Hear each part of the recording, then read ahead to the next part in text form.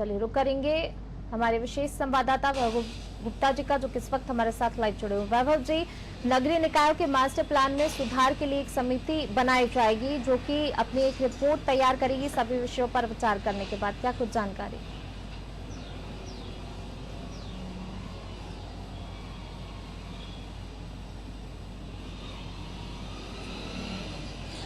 बिल्कुल।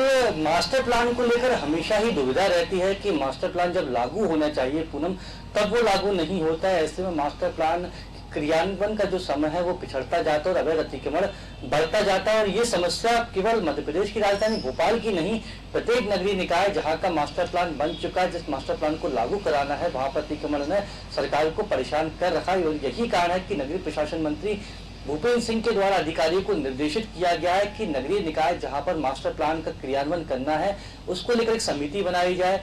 उस समिति में बड़े अधिकारियों को रखा जाए और जो परेशानियां आ रही हैं मास्टर प्लान को लागू कराने में, चाहे वो अतिक्रमण की समस्या हो, चाहे किसी भी तरह की समस्या, उसका समय रहते निदान किया जाए। इसके साथ ही TNCP, town and country planning के अधिकारियों को भी समिति में शामिल किया जाएगा ताकि जो मास्टर प्लान को लागू किया जा रहा है तो उसमें टीएनसीपी के नियमों का पूरी तरीके से पालन किया जाए।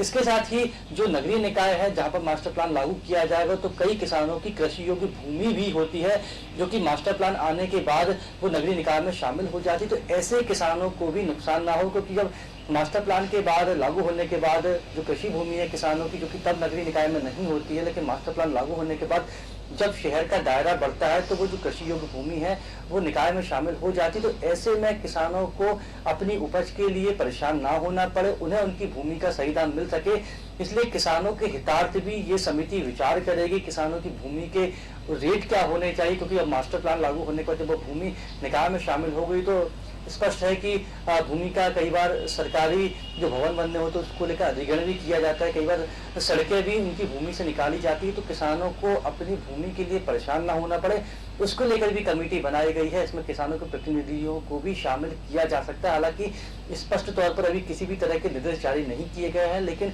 जो संबंधित विभागीय मंत्री हैं भूपेंद्र सिंह, उन्होंने अपनी अधिकारियों को निर्देशित कर दिया है कि नगरीय निकाय में मास्टर प्लान का जो क्रियान्वयन है जल्द से जल्द किया जाए, इसमें प्रदेश की जनता परेशान ना हो। और जो अतिक्रमणकारी हैं जिन्होंने सरकारी जमीन पर अतिक्रमण कर रखा है, जिनके चलते मास्टर प्लान लागू नहीं हो पा रहा, उनके खिलाफ सख्त से सख्त कार्रवाई की जाए।